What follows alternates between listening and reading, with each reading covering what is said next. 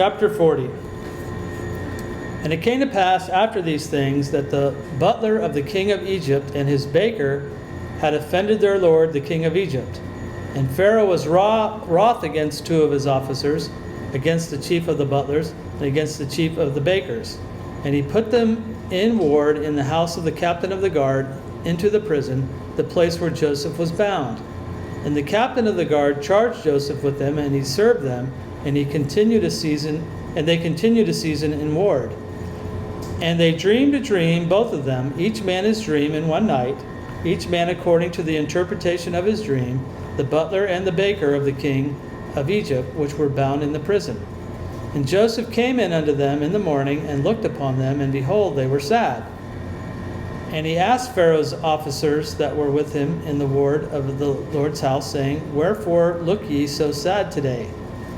And they said unto him, We have dreamed a dream, and there is no interpreter of it. And Joseph said unto them, Do not interpretations belong to God? Tell me them, and I pray you. Now, before I go read the dreams, you'll find that there's later scripture that says God speaks to prophets in visions and dreams, and they contain symbols, and they have to be interpreted. You just don't hear the dream and go, oh, I know exactly what that means. You have to go and find out what all the symbols mean. And God's even doing that back here, because who's this written to? It's written to Israel. And Israel is a people that God has to talk to that way because they don't listen. And he speaks to them indirectly and says you need to go figure it out. So it requires interpretations, which God is willing to give, but you got to go to him in order to get it. So verse 9. And the chief butler told his dream to Joseph and said to him, In my dream, behold, a vine was before me. And in the vine were 3 branches, and it was as though it budded, and her blossom shot forth, and the clusters thereof brought forth ripe grapes. And Pharaoh's cup was in my hand, and I took the grapes and pressed them into Pharaoh's cup, and I gave the cup into Pharaoh's hand. And Joseph said unto him, This is the interpretation of it. The 3 branches are 3 days. Yet within 3 days shall Pharaoh lift up thine head and restore thee unto thy place, and thou shalt deliver Pharaoh's cup into his hand, after the former manner when thou wast his butler. So it's interesting. I mean, Joseph tells you what it means, so there's no issue there. But it's interesting that the symbols used are a vine tree, or a vine, and grapes. You know, grapes symbolizing blood. And we're going to see what the other dream has in it, which symbolizes something else. You're going to end up seeing bread and wine are part of the dream, although that's not the point of the dream. God could have used something else, but he used grapes and bread.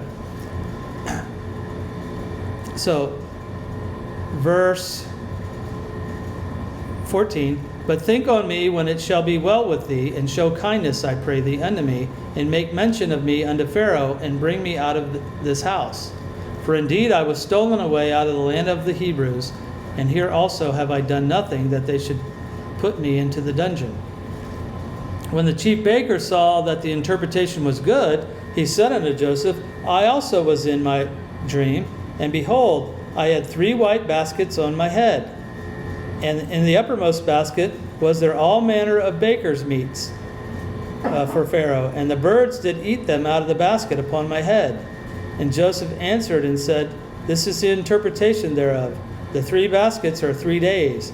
Yet within 3 days shall Pharaoh lift up thy head from off thee, and shall hang thee on a tree, and the birds shall eat thy flesh from off thee. So actually, I guess I can say I was incorrect. I don't think there's bread in it, there's meat. They're going to eat his flesh. So verse 20, And it came to pass the 3rd day, which was Pharaoh's birthday, that he made a feast unto all his servants, and he lifted up the head of the chief butler and of the chief baker among his servants, and restored the chief butler unto his butlership again, and he gave the cup into Pharaoh's hand. But he hanged the chief baker, as Joseph had interpreted to them. Yet did not the chief butler remember Joseph, but forgat him. But this is going to be an important thing, because later there's going to be a reason to interpret another dream, and then the guy's going to end up remembering him. He doesn't remember him when he got out. He remembers him when Pharaoh's in kind of trouble. Isn't it Pharaoh that has the dream? Right, and nobody can interpret it, and this guy's going to go, oh yeah, I remember when I was in prison. You know, well, where was your head before when you got out? You kind of got all caught up in yourself, and you forgot the person that kind of bailed you out. So we'll see that in an upcoming chapter.